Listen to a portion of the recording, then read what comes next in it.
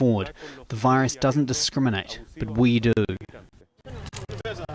The governor of Santiago's metropolitan region agrees that migrants are living in inhumane conditions.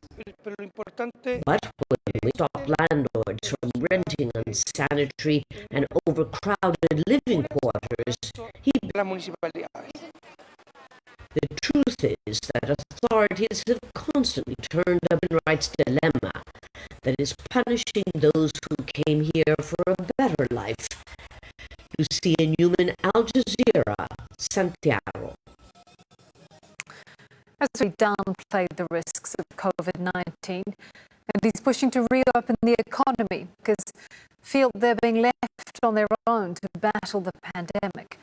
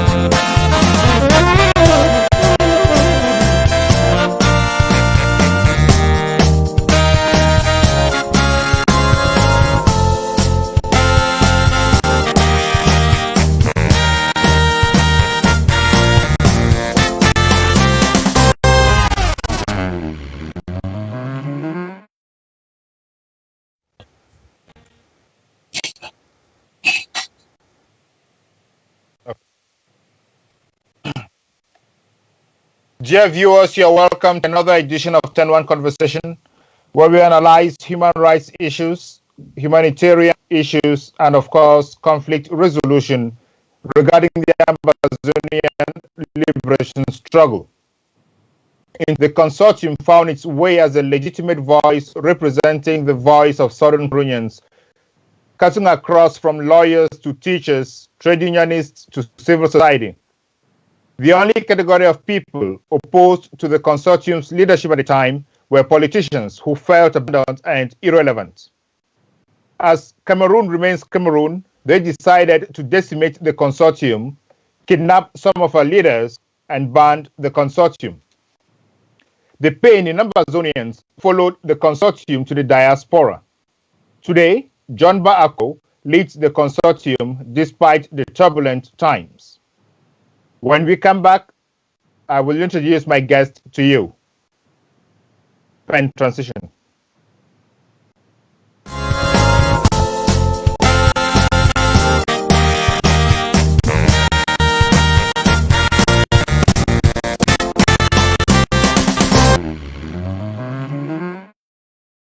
The Consortium, Mr. Mbah Akuroh, who is not a stranger to you.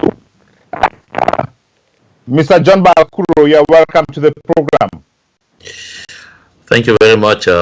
It's a pleasure being back on this program, and a very,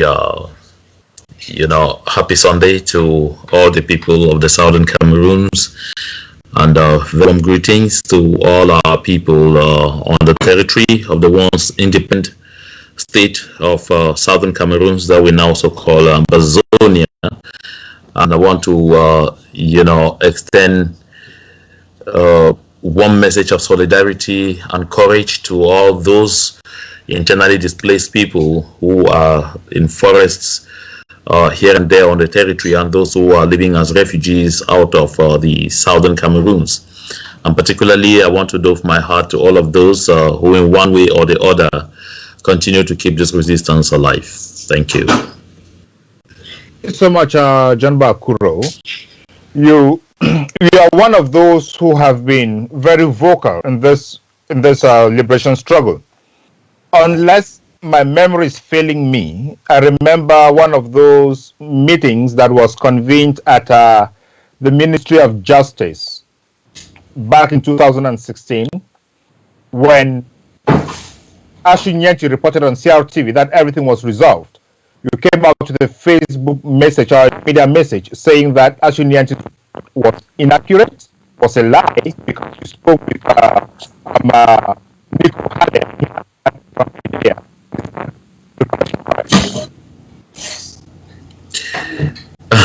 Yeah, I recall.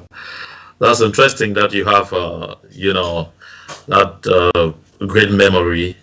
I recall because I actually was very alert on Facebook at the time to make sure that we circumvent all attempts by the government to manipulate the people, to give false impressions about things that were happening.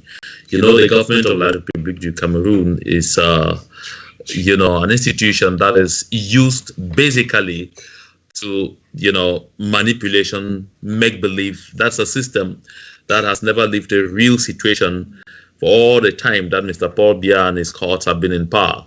And so the Southern Cameroons question, which is now in a very decisive phase since 2016, took them all by surprise. And they thought that they could do the same things and expect the same results, that they could do, the same thing and expect different results.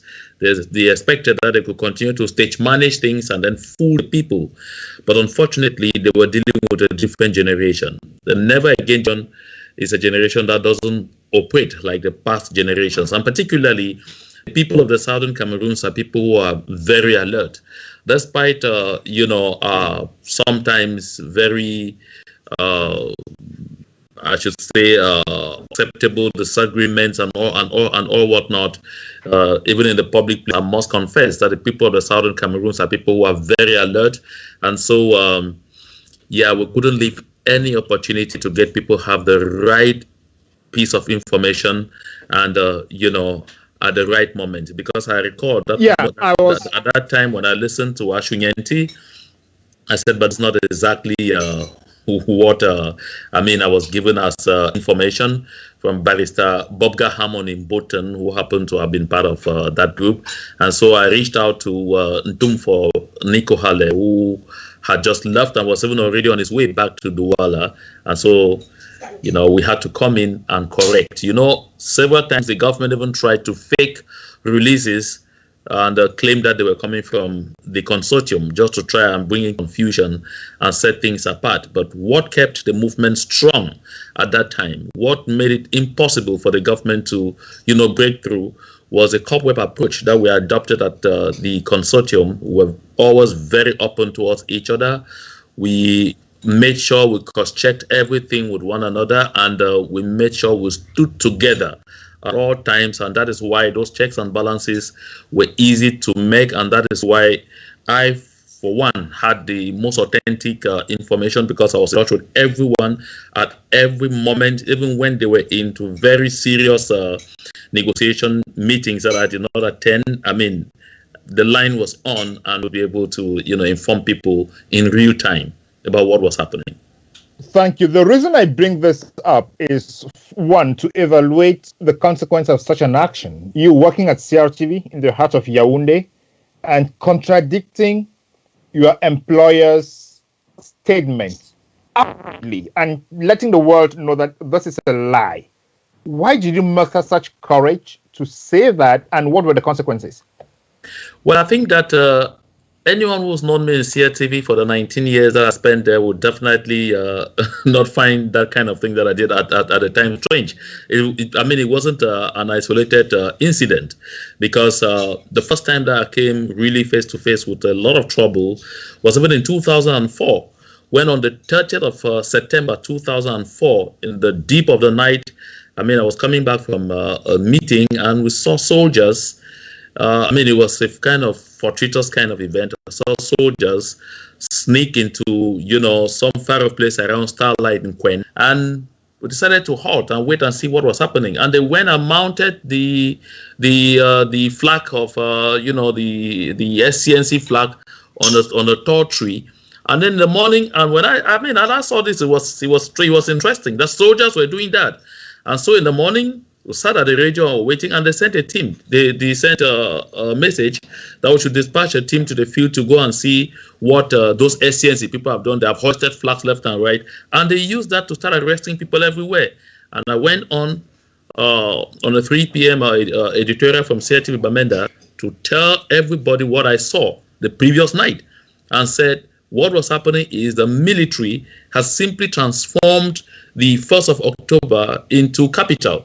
And so on the eve of every 1st of October, even if SCNC activists were doing nothing, the military and their top command, who wanted to scoop money from the government always to claim that they needed money for security reasons to fight SCNC activists and all whatnot, would, you know, come up, do such setups and start arresting everybody in the vicinity and capture people, beat them up, lock them up and everything, and claim that they did some of those things. So yeah, after I did that, I mean, I had reprisals. But take note, I grew up in a setup where we have to fight for everything.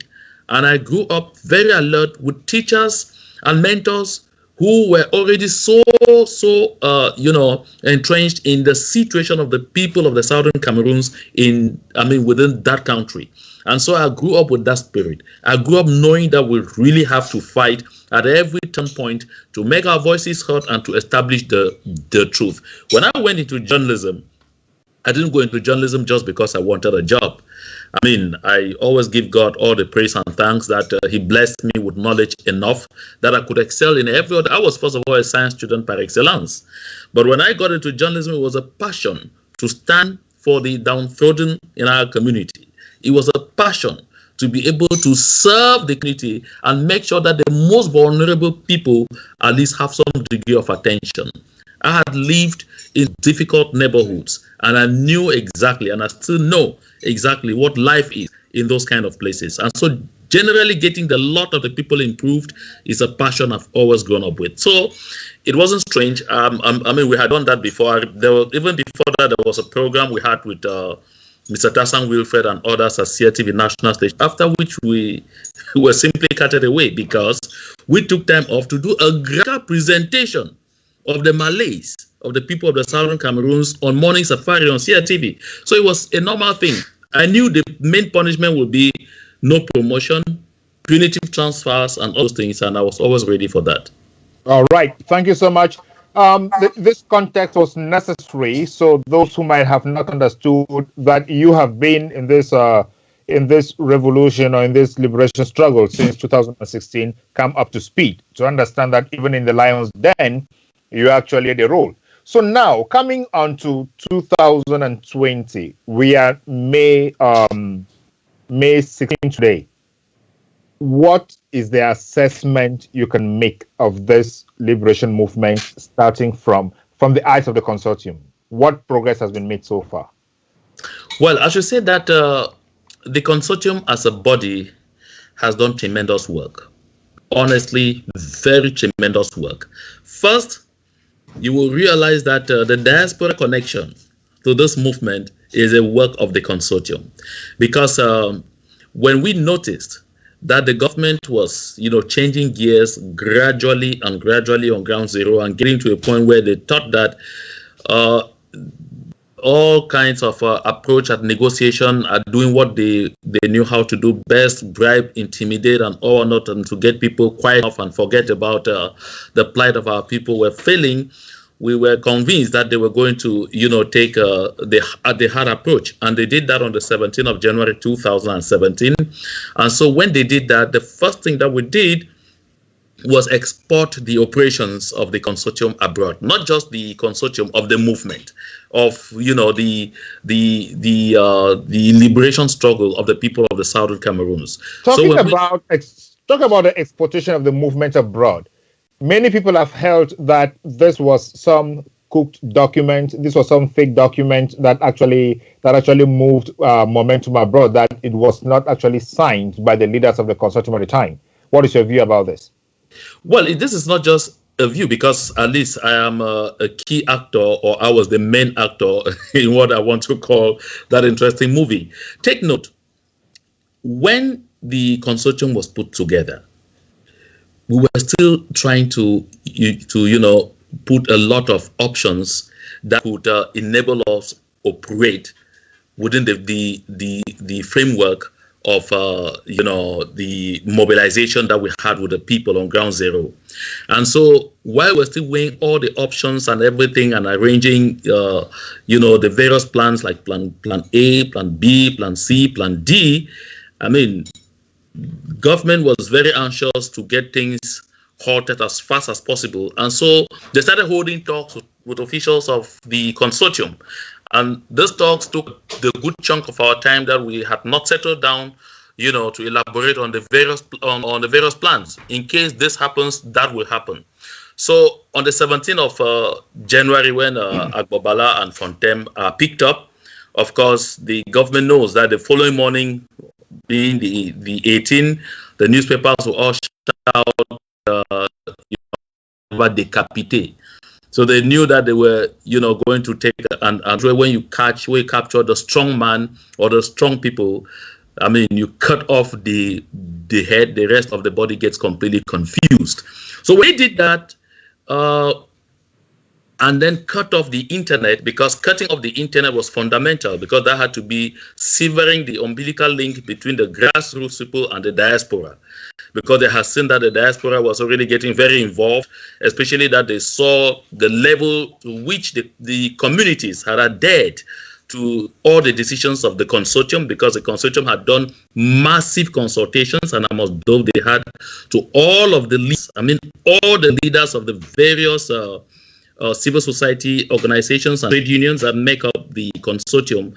The leaders had done a tremendous job. I recall that they had to go visit the various localities, talk to the people, share flyers, and make sure people were so sensitized to the realities of the situation that we had before us.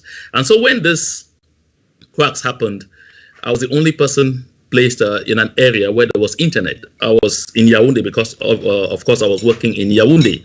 And so the other leaders had to be on the run.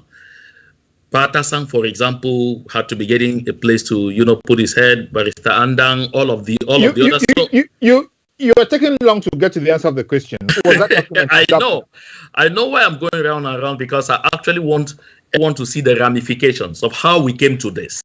Because you see, just shooting in straight, taking that shortcut, sometimes we tell ourselves that our people really do connect dots, but sometimes they don't. And so what I'm saying is, so when things happened that night, I quickly placed a call to Patasang, to Barrister Andang, to Comrade Maum, Fuche, and others, and told them, look, the situation is rough now. There is no internet in Bamenda, no internet in Boya, no internet on the entire southern Cameroons. Now Bala and Fontem are gone. What do we do next? We're all lost and confused. And so I came up with that idea. I think we need to export our operations abroad. I was the only person placed where something could be done, and I told them I was thinking of picking up Mark Barra and Ivor Tapang to lead the operations abroad, because at least they had some platforms and all of those things. So in a minute, they finally said, okay, you are the only person who is out there who knows what to do. Go ahead and do it. So I had to settle down and get into Agbobala's shoes, get into the shoes of Agbobala and Dr. Fontem, and write a decision transferring the operations to Mark and Ivor. It had to be done in that way, because the people needed to understand that the leadership of the consortium had vision. And of course, when that was done, all of us, the entire consortium endorsed that, and we had to put it out there in Agbobala's name. By the way, take note, Agbobala never wrote most of the releases. He signed them, okay? And too often, the releases in the consortium are a product of the work of everybody. And so even if it is the president's name or whose name that comes on it, it's just an endorsement of what everybody has done. So there was nothing really as fake as that, because it was done in the spirit and letter of the approach that the consortium generally takes. The difference here is that I was alone, where I had to craft it all by myself and then just call the others on phone and dictate and read to them the content and then get their approval and go ahead to place the signature on it and send out. And it did work. This is becoming interesting. I did not think I was going to go into this, but are you saying that in the days of the consortium before the 17th of January, you people make decisions unanimously, and then Bala just signed onto it, Bala and Fontem, because I remember it was always Bala and Fontem signing those documents. Is that Bala, what you're saying? And Tassang. Yeah, is that what you're saying? Bala, Fontem, and Tassang, yes, those are the three who were always signing. Yes, and the consortium decisions have always been unanimous. But because Tassang was not taken and he used to be a signatory, why did you and those who agreed to do this document, why did you not do it in Tassang's name? Because using Bala and Fontem's names could put them in more trouble where they were already. Why would you take that, put them in more risk? There was just one name on that decision. That was the name of Bala. Fontem and the Tassang's name were not there. There was just one name. Bala was the president. And I'd like you to, note this. Like I said, the consortium always operated as a body, as a family, and it still operates in that same fashion until today. That is why too often you will not find a lot of people coming out, different voices, oh, I'm this of the consortium, I'm coming to say this, I'm that of the consortium. Once we sit in the house, have a conversation, agree to a decision, even any Tom, Dick, or Harry's name can appear on that decision. It really doesn't matter. Sometimes it can be the president alone. Sometimes, but we always go for multiple signatories as a way of communicating to the public that we are a movement that operates in a very collegial manner. That everything we do together. We wouldn't have put the name of Tassang alone on that decision simply because we needed the public to know that the consortium is an organization that functions with a vision. And the vision at the consortium was that we look ahead. We always look ahead. So it made a lot of sense to indicate that Bala already knew that something could happen. And so he decided to act in advance. Since its release, did you talk about the theme and what has been his reaction to that? Well, we didn't even have to wait for his release before talking that out with him, because even right when they were still at set, I mean, Comrade Fontem is out here, and I'm sure he will have his field day someday talking about this. Right when they were still at set, the decision was taken to them, and they were taken aback. And I think even the government itself understood by seeing that decision that, these guys are not jokers, that these guys were not leading just any kind of movement, that they were leading a very organized movement. And I think it simply actually empowered them more and empowered the entire consortium. So we didn't have to wait for Agbobala to come out of jail before talking this out. I mean, we always had those exchanges even when they were in jail and all of those things. And you remember that they all endorsed the interim leadership of Mark and Ivor as we had chosen. So, back in the day, we did not know you as a member of the consortium. Were you a spy, an Ambazonian or Southern Cameroonian spy operating in Yaoundé and getting information from Yaoundé and feeding the consortium with? Was that your role? No. Let me explain this to you. What you have to understand is, given the strategic position where I was working, it made all the sense for me to stay in the background. It made all the sense for it not to be apparent to anybody that I was working in the consortium for security reasons, that I was part of the consortium for security reasons. It became apparent to the government after, I think, someone infiltrated the meeting of the 6th of January of the consortium that I hosted in my South Mondial Hotel. And I think the infiltrator is the one that released to the government that this guy who works with you, who is in your structures and all not, is one of the kingpins of this movement, and that is how they had to start coming after me. Initially, they just thought I was doing journalism work by reporting the activities of the consortium and all of those things. We needed to do that. There were a lot of other people in the consortium who didn't have to come to the open. And I'd like you to note this. We have even virtually, I should say, destroyed our movement today by wanting to unveil everyone. A movement like ours gets strong when you have people that even the government doesn't suspect are part of the movement, but they are all behind there doing all the work. That's what I was doing for the consortium. I was in the background. I was, the engine of the information and all of those things.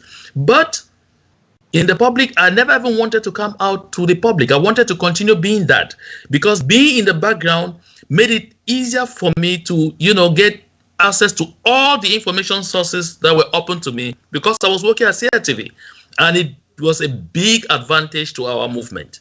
But at some point, when greed and everything came in and people started throwing stones, mudslinging and everything, that is when my identity was unveiled.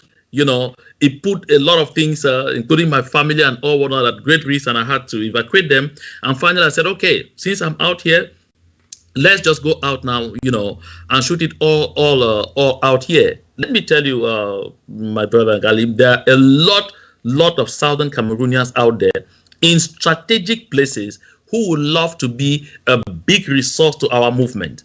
But because we have transformed this movement into a social media bully pulpit, you see, a lot of people get frightened. If I start collaborating, if I start doing a lot of things, if I start giving in all I can give to help this movement, while still being where I am, because that gives me access to that information, that gives me the possibility to be a big help.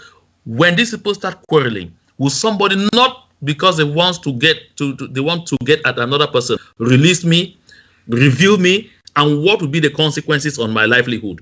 That is why you see we have a lot of people that were saying, but why are these people not part of this movement? They are not in. Generally, we will refer to them as blacklegs. We have to go back to strategy. We have to go back to, tapping those resources that we need to tap without necessarily wanting that they should come and stand in the public place and shout how much they are separatists, and shout how much they are pro-independentists, and shout how much they are loyal to the movement. In every other movement that has happened before ours, those kind of people were a great resource. Are you saying that one of the reasons, or the fundamental reason for the situation or the state of affairs in the Ambazonian liberation movement is the non-availability of Ambazonian infiltrators within the La Republique's government? We do have some infiltrators inside there.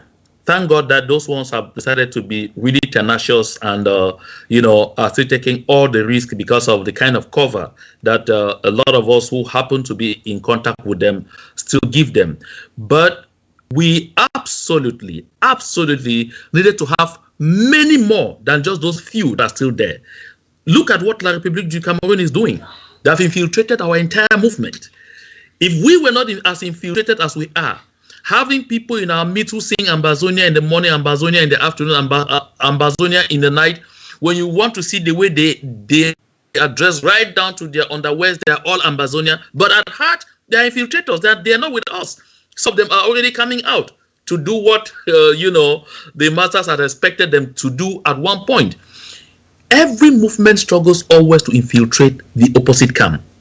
Yes, it is important for us to do that. It's important for us to identify more people who can be able to take up that task. But trust me, it's not going to be easy because of the level of bad blood in our movement, the level of mudslinging and all whatnot. Are you in effect saying that those people that have infiltrated the movement have overtaken those who have not infiltrated the movement? Because bad blooding mudslinging, insults, sabotage is a characteristic of those who are supposed to be infiltrators. And if they are doing that and it's taken over the movement, it means they are succeeding. Is that what you are saying? I should say this. Take note. When Gideon had prayed to God Almighty to give him strength to overcome the enemy of Israel, he put together an army of 10,000 when God favored him. You remember? Of over 10,000. But in the end, God told him, you're only going to need 300. Do you get that? Yes. And with the 300, he was able to overcome. Yes, we have too many infiltrators in our movement. Many more than the people who are determined to take this movement ahead. But trust, in terms of strength, those who have the determination to take us across the finish line are much stronger than those infiltrators. That is why we still have a movement up and standing. That is why we are able to making a lot of progress despite the difficulties that we are facing. And that is why I'm today even more confident than ever before that we shall attain our objective. All what you see as little movements or gestures or gesticulations here and there from the opposite camp and all of those things are just, mind games. Mind games meant to see if they can try and break our morale. Because the morale of our people has been the driving force that this movement has hung on. And the morale of our people on ground zero is still very strong. They have used all sorts of techniques, used fake self-defense volunteers to, kidnap and torture people here and there and all or not. But our people still have their eyes wide open in search of the good grain. That tells you the determination of the people towards achieving their freedom. Thank you. So you just mentioned ground zero, and I would like to know the relationship between the consortium and the ground zero for now, because at the beginning of the revolution, it was all about the consortium being a broad-based organization that brought in everybody, civil society, trade unions, liberals, and every other person except those politicians who were bent on maintaining their grip on the benefits they get from Yaoundé. So what is the relationship today between the consortium and the common man on the ground, the mobilization? Is that spirit of mobilization still active? I think, let me reaffirm, because you are asking an answer instead of asking the question. The consortium is a grassroots movement. The consortium doesn't have its stronghold abroad. That is why you will notice that on social media, when people are bashing the leader of the consortium, calling him a one-man organization, calling him all sorts of names, you don't see people coming on to fight back. We are thinking about the only movement that doesn't have a social media army. We are not interested. We are interested in doing the real work on the ground. That is what we are doing. The 98% of the membership of the consortium is on ground zero. If you hear about, if you talk about the civilian resistance, it is the consortium. Why do you still have, the Monday Ghost Towns? It is the consortium.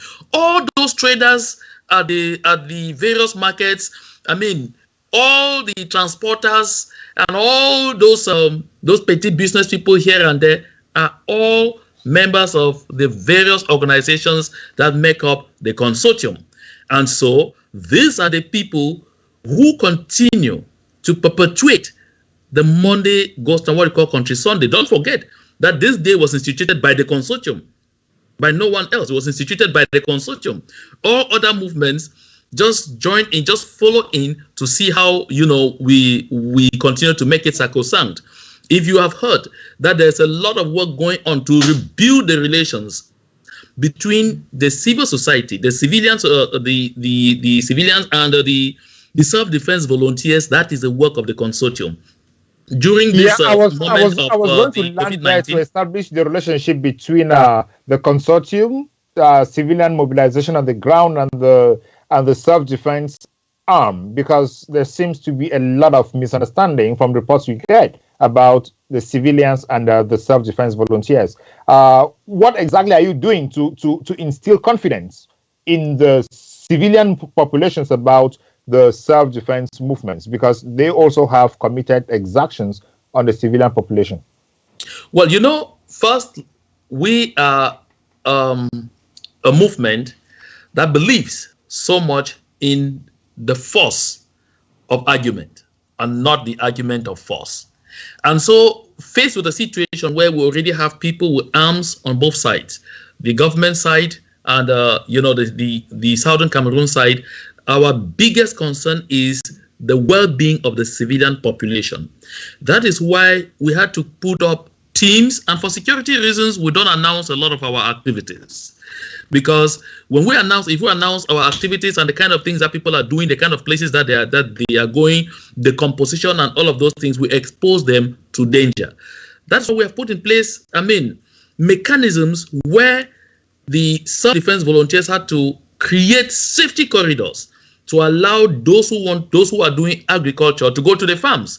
We got people who were able to break into their ranks to sensitize them to the effect that when soldiers from La République du Cameroon get to a locality, they first of all go to the farms and destroy the crops. They go into the houses, take out food reserves from the barns and all whatnot, scatter them, spread them. What do they intend to do? They want to create famine, because they know that with misery, with famine, taking down the people. When they come and drop somebody 500 francs CFA, it's enough for that person to become a blackleg, to become a traitor, because they know that they could be able to affect the minds of the people by impoverishing them further. So we had to send teams to sensitize all of the actors to this reality. And that is why you no longer hear of troubles by our people going to the farms to cultivate their farms and meeting with self-defense volunteers who could be a terror to them and all of those things. We are trying to break through in other spheres to ensure that the relations between the communities and the self-defense defense volunteers, are better. We don't have the possibility to do that with the government soldiers, but we are working in serious advocacy with other international organizations and other bodies that are also present on the ground to make sure that they handle that part of it. Our concern is the well-being of the civilian population. That is why even when the COVID-19 pandemic broke out, we already had teams on the ground that went around sensitizing people on how to locally produce their own hand sanitizers, locally produce their own face masks, and all of those things. So we are permanently in the community. We are permanently in the community, working with the people relentlessly to make sure that we keep their morale very strong. That is the strength of the consortium. We are a grassroots movement, and we are 98% on ground zero. When you sit sometimes and hear other movements say we are the most populous on ground zero and we are the most on ground zero, we just heave a laugh and we say, but this is good, because the consortium is a unifying body. It's a unifying structure. That's why you discover that the consortium has been at the vanguard of all efforts at any other given moment to try and bring the movements together so we could work within a kind of collaborative platform. And lately realize that aspect is getting really difficult. We've now come up with another a philosophy. Let each person stay in their lane, but let us stop attacking one another. Let's get into a kind of fact of mutual non-aggression. We'll come to talk about that later in the program. And now, the consortium is there. The consortium is doing all this mobilization. And what we hear from La République and from her partners is they're about to start some reconstruction. From the feedback from the ground, is that something that is feasible? Well, they want to start reconstruction by continued destruction. Because from the day they talked about reconstruction, destruction has not stopped. The destruction continues. The burning down of villages continues. The breaking up of homes and all of those things continues. So there is nothing completely on the ground that shows you that there is anything called reconstruction that is going to be done. Let me remind you, La République du Cameroon is not in its first experience placing the cart before the horse. Remember the creation of the DDR. In no circumstance in the world do you create a GDR before going to the negotiation table. So when La République du Cameroon talks of reconstruction, when every day people are dying, when every day people are being killed, when every day they are still, their soldiers are still burning down villages, breaking homes, capturing people, targeting people left and right, what reconstruction are you talking about? So the French ambassador, who is supposed to be an ally or Cameroon's leader, has made it very clear that France is ready to do the reconstruction. But there is supposed to be a peace agreement between the government of Cameroon and Amazonian self-volunteer fighters. Has that prompted any movement between La République and the consortium on the ground? Do you see anything like some sort of mobilization to have the ground self-volunteers coming into a peaceful agreement or signing a peace accord with Cameroon? You recall that in a recent outing, in a recent Facebook live show, I said that the government of La République du Cameroun is doing everything to circumvent internationally mediated negotiations. I pointed out that they have been talking to people. They are talking even to the consortium. They are reaching out to us. They are reaching out to some of the leaders in the consortium. La République du Cameroun is a system that believes so much in divide and rule. And I think that in almost all of our movements, people will realize that they are contacting not mainly the leaders of the various movements.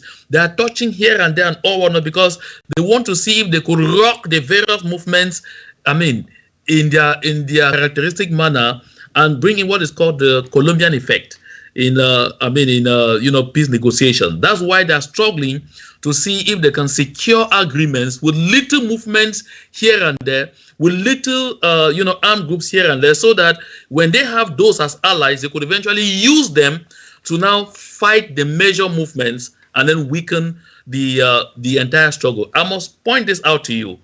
The statement by the French ambassador to me is hypocritical. Why hypocritical? Because France has the leverage over Cameroon to force Cameroon to go to the negotiation table. If France wants Cameroon to be on the negotiation table tomorrow, that is going to happen.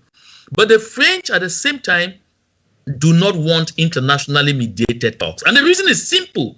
And I think Southern Cameroonians should know about this. I'm actually going to do a communication about this tomorrow, Monday, to let our people again be very sensitized to why things are the way they are. When the French ambassador comes and speaks like that, it's because they had assured France that they're already beginning to have some conversations with some few people, and so the next thing is they will float some fake so-called agreements with some few movements here and there and give France justification to say, okay, we are now coming fully to do this or to do that in terms of reconstruction. There is no truth in what the French are saying. Don't forget that the French remain the only ones who can have access to every part of the country at any time, at will. Mrs. Bachelet of the United Nations Human Rights Commission went to the Cameroons and was never allowed to go beyond Douala and Yaoundé. That tells you exactly the state of affairs. There is a lot of hypocrisy in all this. The people of the Southern Cameroons need to know one thing. The destiny of our children, our children's children, that's our children's children, and generations of Southern Cameroons to come is in our hands squarely. We have to keep this resistance strong to the point where La République du Cameroun itself finds itself constrained to go to the negotiations table. We are not yet there, but we are almost there, and we will get there.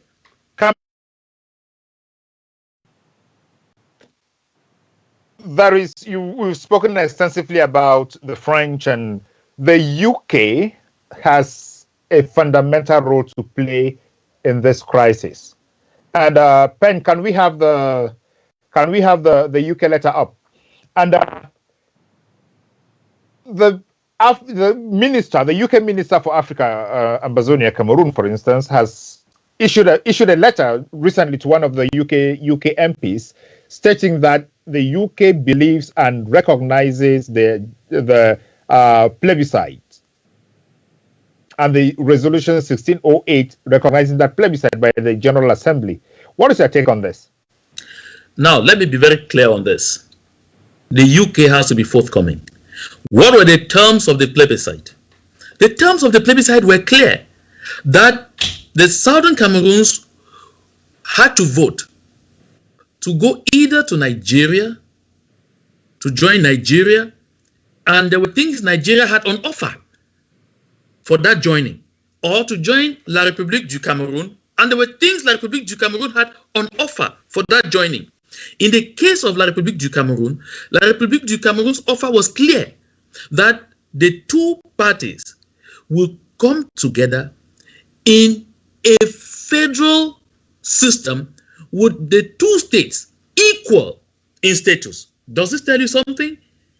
Do we still have two states? The British have to be forthcoming. And take note, why was there a vote again on April 21, 1961, after the plebiscite took place on 11th of February 1961? This is a fundamental question a lot of people have never touched on. Why did the UN still need to take a vote of independence? Because the Southern Cameroons needed to be an independent country capable enough of getting into a treaty of union with La République du Cameroun. That is why there was that vote. And do you now understand why La République du Cameroun, France, and most Francophone African countries voted against that independence on the 21st of April 1961? If it were just a formality, La République du Cameroun wouldn't have voted against. La République du Cameroun simply wanted a situation where the UN doesn't vote in favor of our independence so that we simply become an annexure of their country. But they didn't get that. The United Nations organized this vote and it went in favor of the independence of the Southern Cameroons. And don't forget that the Secretary General of the UN at the time, Dakamas George, had to be in the Cameroons to oversee the signing of a union treaty. Unfortunately, he had an accident in the Congo and he died. No union treaty was ever signed. And the Southern Cameroons, as per Resolution 1601, is an independent country capable enough of getting into a treaty with La République du Cameroun, and there is no treaty that is existing. So what the British are writing is balderdash. It's simply because the British had sacred agreements with France and traded us with another territory and other international goodies with France. And they feel that we were slaves. They feel that we were goods. They could just cut and sell at any time. It is shameful that this kind of letter comes out of the British. And I think this should make you understand why the Commonwealth of Nations has decided to spit on its own very core values. And that takes me back to reminding you that we, the people of the Southern Cameroons, we have the knife and the yam. We are the ones to determine our future. We are mature and ripe enough today to decide our destiny. The British will no longer do it for us, like they did in 1961. Some time ago, you are one of those who co-organized a conference in Washington, D.C. And at that conference, the Southern Cameroons SCLC was born. What is the LCLC today? Well, you know exactly what happened. We are in a situation where there's a great international conspiracy against us. As a people, we don't have to resign to the situation because other movements, other countries that found themselves in our own situation also had this international conspiracy against them. It is a matter of willpower. It is a matter of our willpower that will determine whether the world finally matches according to what we want, or we are placed where the world wants to place us. What is the consortium? And this is very important for you to know. So that structure obviously faced the kind of marauding approach that we are having from some members of the international community. You know that the Swiss government pushed and had put in place, or rather the Switch HD, the Center for Humanitarian Dialogue, did just what it did elsewhere. You have not answered the question. Where is the SCLC today? Is it alive? Is it dead? Is it in a coma? I guess that's the question I'm answering, because I'm telling you live and clear that the international conspiracy that is surrounding every structure that is well-meaning for the people of the Southern Cameroons is also affecting the SCLC. So that is exactly what I've been explaining to you. We are facing a situation where anytime you have anything that comes in place that can successfully walk our people into freedom the fastest possible, they can't see that and let it prosper. They affect it. So while you have a lot of these platforms in abeyance, what I want to point out is we definitely always have to be sensitized to this truth that at all times we have to be vigilant against some of these moves that are simply meant at fragmenting us further. And I was trying to explain that fragmentation when you cut me off. What is the role Ellis Smith played in the SCLC? Some time ago, you promised a letter that I've never seen. What did Ellis Smith do? Ellis Smith was never a member of the SCLC. So I don't see what role he will play in the SCLC if he is not a member. And remember, the SCLC was not a movement or was not a platform open to individuals to become members. It was a platform open to the movements, groups, and organizations stomping for the independence of the Southern Cameroons. So how would Ellis Smith have factored in here? Ellis Smith had no role at all. We saw members of the SCLC host meetings with Ellis Smith, and at the end of those meetings, I don't know what happened, but things never went. Things started breaking up between members of the SCLC. What happened? No, the SCLC never ever held a meeting with Ellis Smith. Listen, we had a meeting with Ellis Smith and Reverend Cham Conference of the Cameroon Baptist Convention, who were dispatched to the United States by Christian Cardinal Toomey to talk to some leaders of the various movements. And that was in February. I think that was, that was in February. But remember that the SCLC was born on the 28th, on the 28th of March, 2019. The meeting with Ellis Smith was in February. So there is no correlation between Ellis Smith and the SCLC. The SCLC, from its inception, never held a single meeting with Ellis Smith. Ellis Smith was not a member of the SCLC. And remember, even after that meeting with Ellis Smith and Reverend Cham, we had a lot of apprehensions. And Ellis Smith and the others were invited to the ASCPC, to the All Southern Cameroons People's Conference. And, that is where they had to come and express themselves before the people of the Southern Cameroons and say whatever they felt about the future of the Southern Cameroons. As far as the SCLC is concerned, there was no connection, nothing, neither remote nor close with Ellis Smith at the SCLC. No, that never existed. All right, thank you. In a recent tweet, in the UK letter, the UK minister said they support the Swiss process or the Swiss initiative. And in a recent tweet, the president of the Swiss Confederation said she had spoken with Paul Biya on how to restore peace in the northwest and southwest of Cameroon. You are against the Swiss initiative or process of peace talks. Why, John? That is what everybody should be looking at. You see, again, that's a question so badly framed. You should say, John, you have been expressing some misgivings with the approach of the Swiss. No, John. I form my opinions by myself and I form my questions by myself. Answer my question, please. That's why I'm telling you that definitely, therefore, you were misinformed. John Mbah Akuroh, as an individual and as the president of the caretaker executive committee of the consortium, and along with the consortium as well, we have never ever opposed the Swiss mediation. We raised a number of issues that we thought should be addressed so that that mediation would be properly conducted. And if you look at what is happening with that initiative today, because some people erroneously call it the Swiss process, there is no process in place yet. When you talk of a process, you are talking about something that has taken off and is going and, it's even already producing some results. There is no process yet. It is still an initiative. When the Swiss initiative was mooted and, we were contacted, the consortium went in, we were flowing.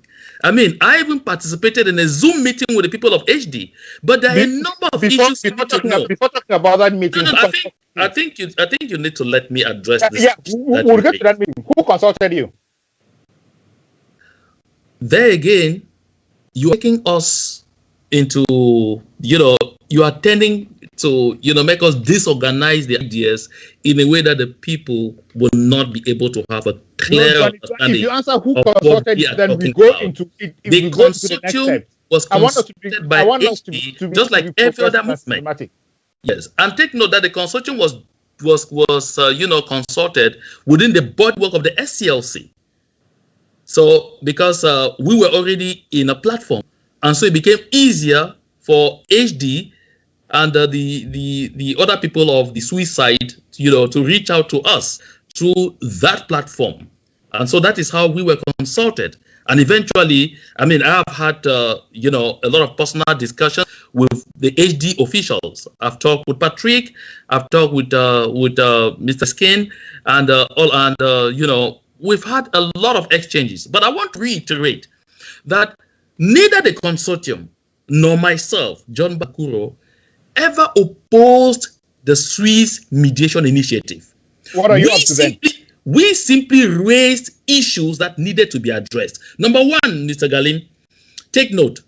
When the Swiss approached us, when HD approached us, they brought us to understand that they had already received a mandate from La République du Cameroun to, contact us to carry out a mediation in the ongoing conflict. And so we asked, could we see that mandate then?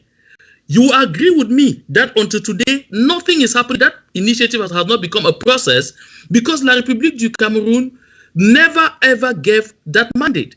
And if the Swiss had done what we required of them, if they had gone ahead to obtain that mandate before coming out to announce to the world that they had obtained consent from the two parties, La République du Cameroun will bound. But you see, today, it's a kind of hide and seek game. 1 minute, there are some signals that La République du Cameroun may be interested. The next minute, there are signals that they are not. And until this day, I take back this question to you. Have you heard any single Cameroon official ever make any reference to the Swiss initiative? No. Great. That is the whole crux of the matter. The consortium simply wanted clarity. The consortium simply wanted transparency. Don't forget, the consortium has a clear mandate from the people to defend the interests of the people, to make sure that the people of the Southern Cameroons, at the end of the day, acquire and achieve their aspirations for freedom, to freedom. The aspiration to freedom is legitimate. We will not, at any given moment, blink when it has to be with playing that vanguard role in ensuring that there is transparency, that there is clarity, that we're not walking into something that doesn't make any sense. Take, for example, I saw some people quarreling and attacking the venerated Dr. Chris Forminia on Twitter because he raised a fundamental question when the president of the Swiss Federation sent out the tweet. He asked, but for several months now, we're hearing nothing. But each time you hear information of other groups or other proposals being made about other more, should I say, about stronger parties coming in to ensure a proper mediation of this conflict, that is when you get tweets from the Swiss. Take note, just go back and watch.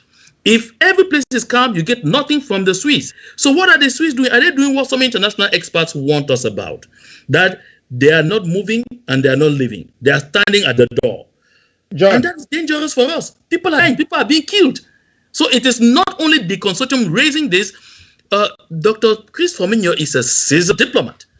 So when he raises that kind of question, it should also ring an alarm in your head. The consortium, take this home. The consortium is absolutely ready at any given moment for international mediation. But we at the consortium will make sure that no games are played at that point, that everything will be clear and will follow the standard operating procedures in this particular area. Thank you. The You have interest of the people is vital and it's at stake. Good. You said you had issues, the consortium had issues with the Swiss initiative, and you highlighted the mandate or the consent of Cameroon. What other issues did you have with this initiative? There's a press release that the consortium sent out there, and I think I'm going to notify the communication and IT department of the consortium to send that document out once more. At the time we decided that we were not flowing again because certain things had to be resolved. We did communicate to the public elaborately and gave clear reasons why we were taking that position. And I think even when Mr. Alexandre Lebeskin was interviewed by Chris Anu on ABC TV, I mean, he admitted to the fact that a good lot of the issues that I raised, that the consortium raised, made a lot of sense, but that they were doing everything possible to be able to, address them, and none none has ever been addressed until today. The consortium as a body remains very open. We will at any given moment opt in once the issues we raised have been addressed. And take note, one other thing that we also said was that we have come to the clear conclusion that La République du Cameroun was not only corrupt at home, La République du Cameroun is corrupt everywhere. I'm sure you found opportunity to watch a gentleman in a 32-minute show explaining just why the international community is not holding Cameroon so much to account. Because of the corruption index. That is the same reason that we are the consortium. And I think we are the consortium, we're even more clairvoyant because we are, I should say, we are indigenous. We're from the territory. A good lot of our members live in Cameroon. We know the realities better than anyone else. Better than some people who have not been back from there for at least 25 or 30 years. They wouldn't understand the kind of opponent we are fighting against. So armed with all this information, armed with everything that we know about our opponent, the consortium has generally made very informed decisions and taken very informed positions on some of the things. And I reiterate here today, the consortium is not against negotiations. Take note, first of all, we are not warmongers. We are not an armed group. We don't run an armed group. So our first objective is peace. But it hasn't got to be just peace for the sake of peace. It has to be that peace that is sustainable. We will not go for anything that's counterfeit. Otherwise, why don't you take quick fixes? You have tried an experience with quick fixes now. Where is your special status? That was another quick fix. Let's look at this. I received Dr. Ayabacho a month ago on this program, and 2 weeks ago I received Comrade Yerima Damne, and they, like the consortium, the EGOV-C under the IG Care and the consortium, have not yet subscribed to the Swiss initiative.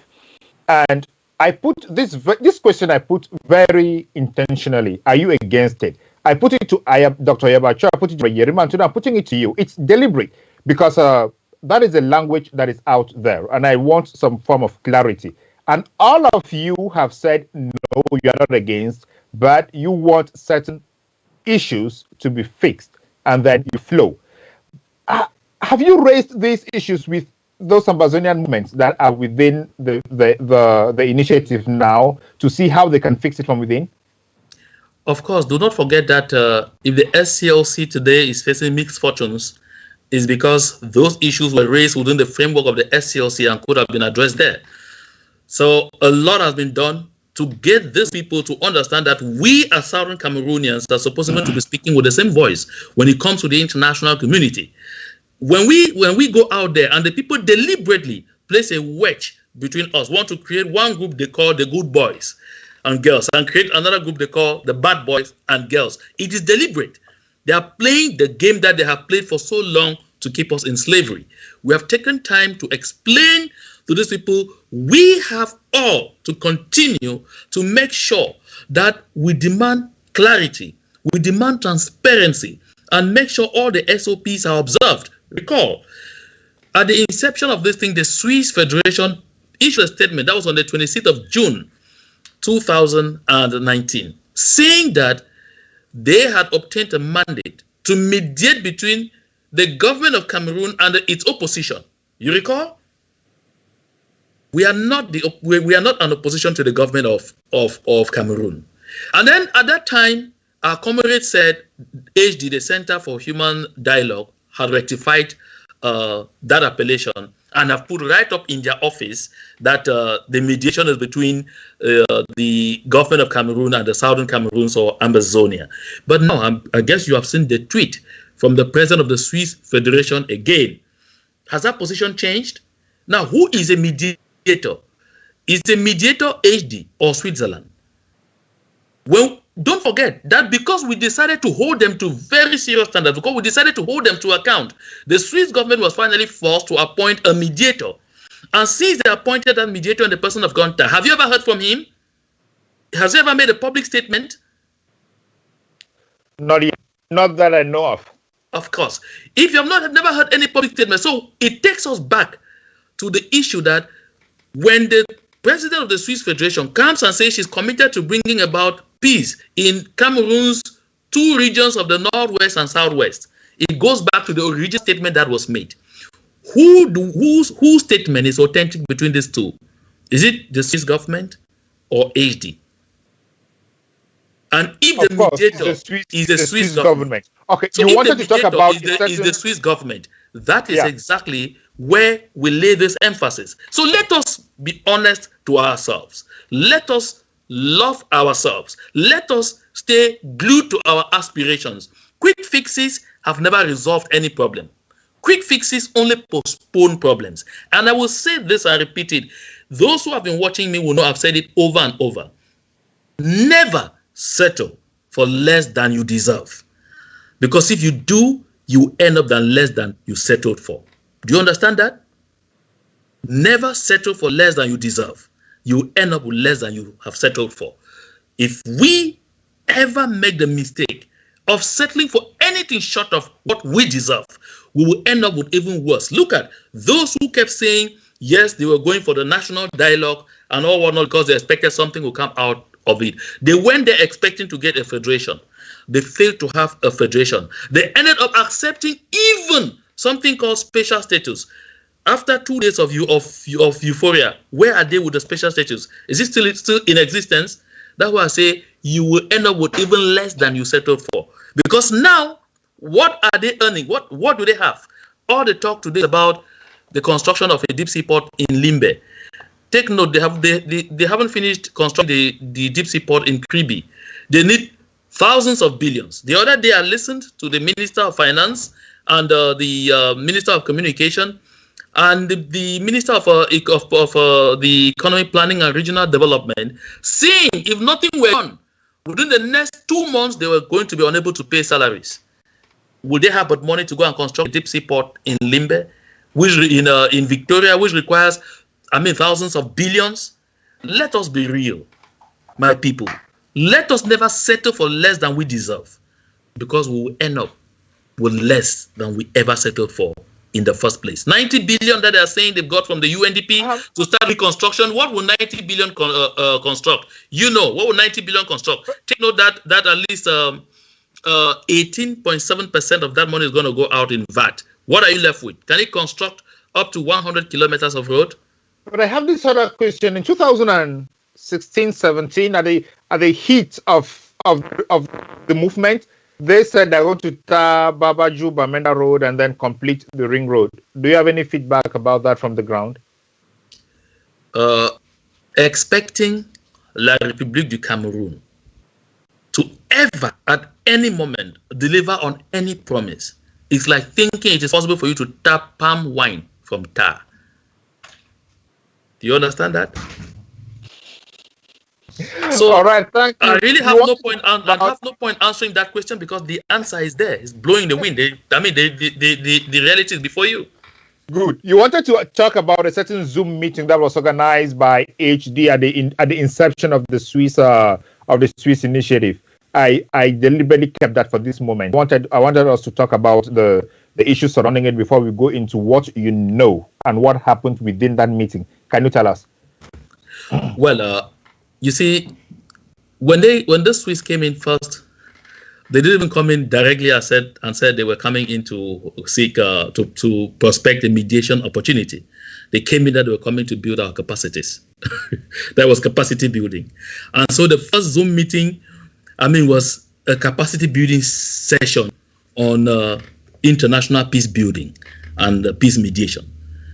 And less than 40 minutes into that Zoom discussion, I went to the group,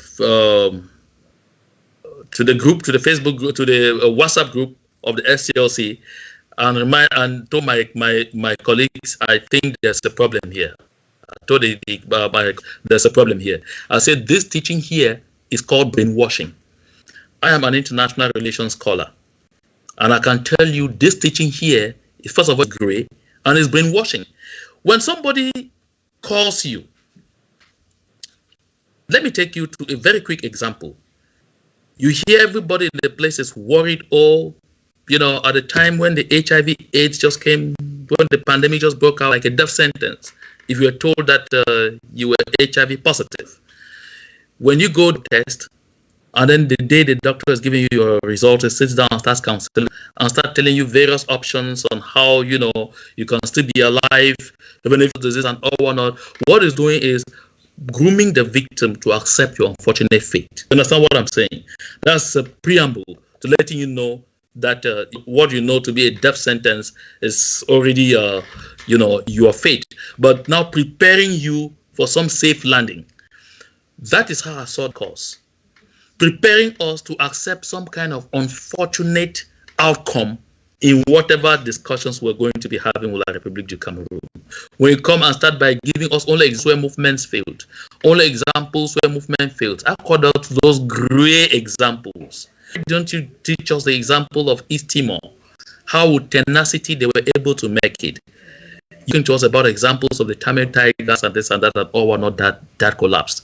And you begin, first of all, frightening us into saying that it is so urgent for us to go to the at this point, whether we are ready or not, because world attention will soon shift away. That there were 20 whatever conflicts in the world. And you notice that everybody went to Switzerland and had to make a statement anywhere, started by there are about 28 conflicts in the world right now. And this determinant of interest in conflict doesn't depend on the number of conflicts that exist in the world. Conflicts break out every day. The determinants are different. And so you notice that they said it was too urgent for us to give them that mandate at that point, because if we didn't, the world attention will go. Now we are getting to 1 year. Oh, no, we're even already 1 year. We're in May. Because this discussion started in April. And in June, they announced this thing. So we are virtually 1 year gone. What is there to show that there was really an emergency? Where is the emergency in that emergency? So what I want to say is I really don't want to take a lot of time for our people on this to be getting into some of those nitty-gritties. The long and short is I simply feel that, well, some mistakes were made in the approach that was taken. But as I've always reiterated, there's room for fixing. But there must be that will for fixing to take place.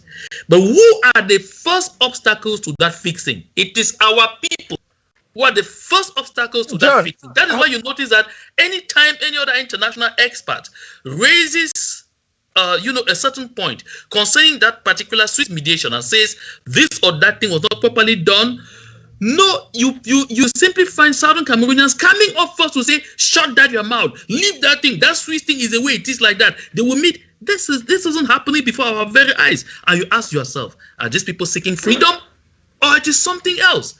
So we have to be very careful the way we are going to this whole thing. I have this question I'm thinking is, it may be misplaced or very ignorant, but what is the role of the mediator? Is a mediator supposed to be like a referee, supposed to be a coach? Because talking to the leaders of Southern Cameroon and Bazonia, who went there to the Swiss talk, sounds like, okay, we are preparing you, we are building your capacity for this process. Is that coaching them or trying to mediate between the two sides? That's exactly why I told you that there's a conflict of interest. And that's why I raised this issue, first of all, that the Swiss came in like contractors who had, a contract from the other side to come and try and tamper our minds, our souls, and everything, and prepare us to accept the offer that's going to come from the other end. Let me tell you this: I don't want to cast aspersions on that initiative. First, it's a good thing to have Switzerland, interested in mediating peace between the people of Southern Cameroons and La République du Cameroun. Is a very good thing. Let's not look only at the level of aspersions, but what we need to know is that capacity building is a thing that is reserved for the people concerned. Why are we fighting La République du Cameroun? Remember, in 2016, one of the big problems was our educational system. So once you let some other person determine the curriculum of what they will teach you, they are getting at your mind. Are you therefore surprised that today the minds of all of those who have been there and are back is that it is Switzerland or nothing? You won't be surprised. Some people will interpret that, oh, they have given them money, they have given them that. No, take care, take note. Education is very important. The kind of thing that is taught to someone is very important. Once you affect the mind of the people, if you cause somebody mentality or not to be such that person only has to be a slave, you don't need to enslave that person anymore. The person will offer themselves into slavery for you. It is the mind. That is why every country is jealous of the kind of curriculum, the educational system that they put across. And that is why France is bent onto this day and had it in accord. Does it surprise you? Had it in agreements to be involved in determining the education curricula for the education system in all French-speaking countries. And are you surprised, therefore, that a lot of people in Francophone Africa, permit me the term, virtually come across as fainéants? You're not surprised. It is the fruit of that kind of education. And that is why even in Cameroon, you find that we think differently. The people from the other side of the Mungo think differently from us. For them, they are easily what we call Jamangfu. But for us, we know our rights. And we're ready to stand up for our rights and to die for what we believe in. No matter the degree of flogging. Yeah. That is why when we were together, I remember, when it was the people of the Southern Cameroons and the Republic du Cameroon coming together to carry out an insurrection, it never worked. It never worked. Yeah, I remember some of those meetings. It is different. I remember some of those meetings. All teachers, trade unions, and Tasang and Fontem and the rest said, no, we're not going to merge with them. With us. Same as lawyers. That's the only way you water us down. You bring people who are Beni oui, like they say in French. Beni oui means yes, sir. Yes, sir. No. So the kind of education that you receive is very fundamental in determining your thought pattern. So that is why ab initio I raised an objection. I said this curriculum they are giving us in terms of in the name of capacity building towards mediation or peace negotiation is, to me, dangerous. And so we have to go out there and prospect for and get experts that will take care of building the capacities of our negotiators eventually. No mediator will build the capacities of our negotiators for us. None. Yeah, I was going to touch on that question. Since the year now, and it's very evident that there is something about negotiations. Let's say the Swiss finally open up and get a mandate from the United Nations Security Council or General Assembly or whatsoever, or get other willing countries to come in to lead this, to witness or lead this negotiation. What have you done to prepare the minds of Zonians or to prepare those who are going to go into this negotiation, like getting experts to work with Ambazonian leaders? That one is seriously locked in our chest. We are working relentlessly, day and night. Morning, afternoon, evening, we are on that. We live, eat, drink, and breathe that. We are working on that very seriously. That information is not yet good enough for the public. But what I want you to know is that we are working with some of the best experts in the domain in the world right now, making sure that we, close those loopholes. And we are actually already now very excited because we have touched base with some Southern Cameroonians who have a lot of experience in the international system, and they are working with us very closely in the background. We will close that gap. Nobody's going to take us for fools. Nobody's going to run us over. We, the people of Southern Cameroons, we deserve to be independent. We deserve to be free. Self-determination is our right. The Human Rights Court in the Banjul, an arm of the African Union, recognized us as a people. And that recognition, to me, I should say, was just formality because history itself makes us a people. And so, nobody's going to take that away from us. At least it shows that this revolution did not start today, and Ambazonians are peace-loving people who have tried to exhaust all administrative and judicial processes to have that right ascertained. And of course, by it being recognized by a judicial organization, it means it is already enshrined as a precedent in law, which shows that Ambazonians have that right, and that right is not questionable any longer. Now, let me take you on this last segment of it. We're running out of time, and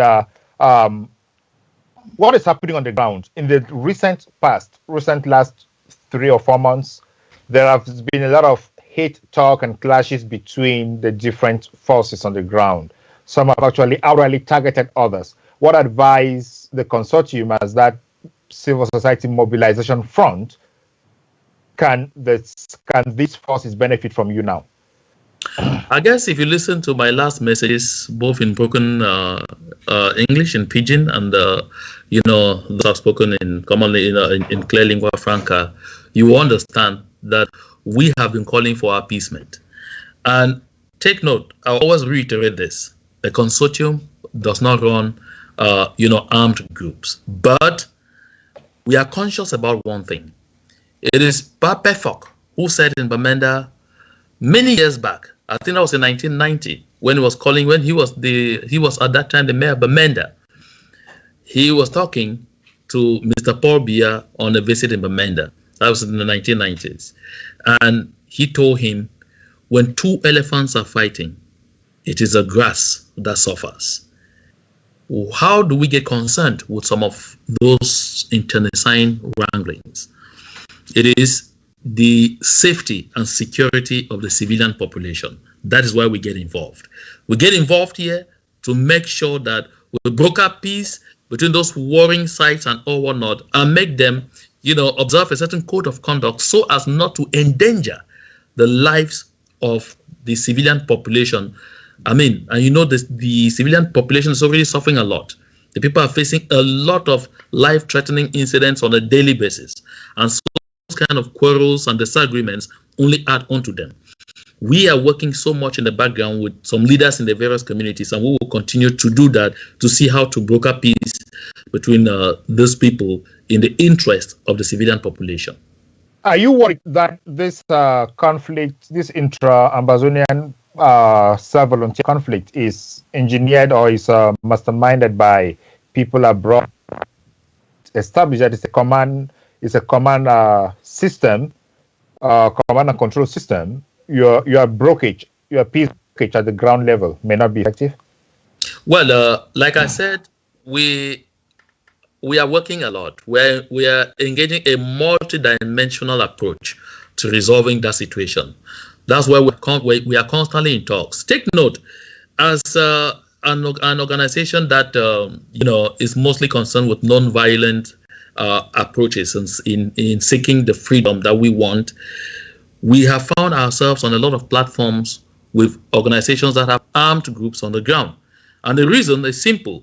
We tell ourselves if we don't approach them, if we don't go to be able to have one clearinghouse with them where we can be able to sit down and talk out issues, we will not be able to protect and keep the civilian population safe.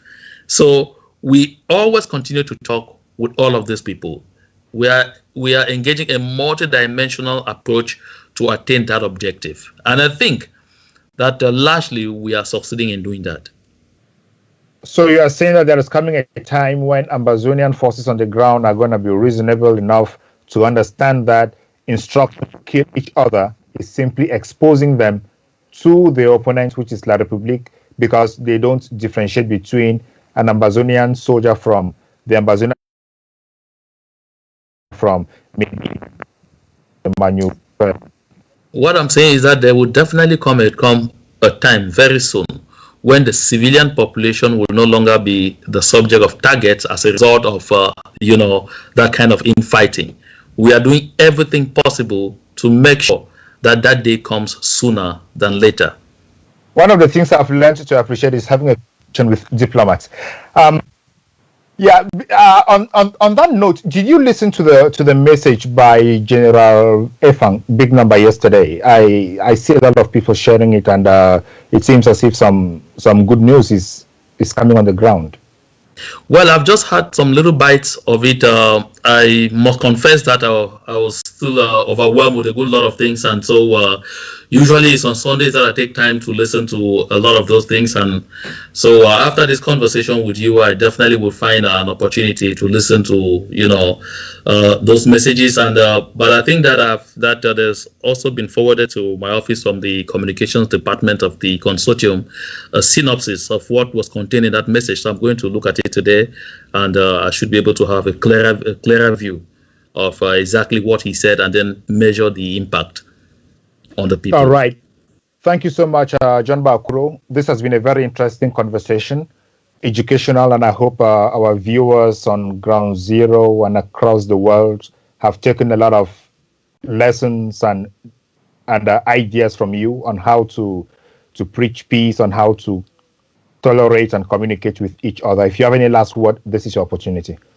Yes, I'd like to seize this very important opportunity to once more call on the people of the Southern Cameroons to remain vigilant, to remain strong, to remain determined. When we engaged on this path of seeking lasting freedom for our people, we knew right from the point go that it was not going to be an easy walk. We knew that we will have to make a lot of sacrifices to attain that objective. 4 years into this movement and this phase of this struggle, I say 4 years because that is from 2016. But before then, there are a lot of things that have been done by a lot of other actors to bring us right up to that point. But 4 years on, we have made tremendous progress. I think that we should be very proud of ourselves for what we have done, because on the international scene today, more and more people are getting acquainted with what is happening in the Southern Cameroons. And I think in some international circles, people are beginning to think of the possibility of, a totally free Southern Cameroons, a totally free Ambazonia. At this particular moment is a time that the enemy is going to multiply all sorts of efforts to see how to try and subdue us once more. They will come up with all kinds of antics. I have said previously, you will find some people who are in our midst claiming to be with us, but they have never been with us from day one. When you see them come out there, don't get discouraged. There are many more that will come out and, say a lot of things against our movement. Don't get discouraged. It is with determination and strength that we will overcome. I see the future bright. I see the future of Southern Cameroons as wonderful. And I can still hear the bells of freedom ringing. The sound may be a bit distant, but what is very promising is that every single day we make one step closer to that sound. To God be the glory. Thank you. Thank you so much, John Mbah Akuroh. Thank you very much, dear viewers. Let me tell you that I'm 10-1 conversation this week. Unfortunately, this program started on the same day Baby Martha was murdered in Mutengene. It was not our intention, but it so happened. And in the course of the week, we shall come out with a plan for the celebration of that first anniversary.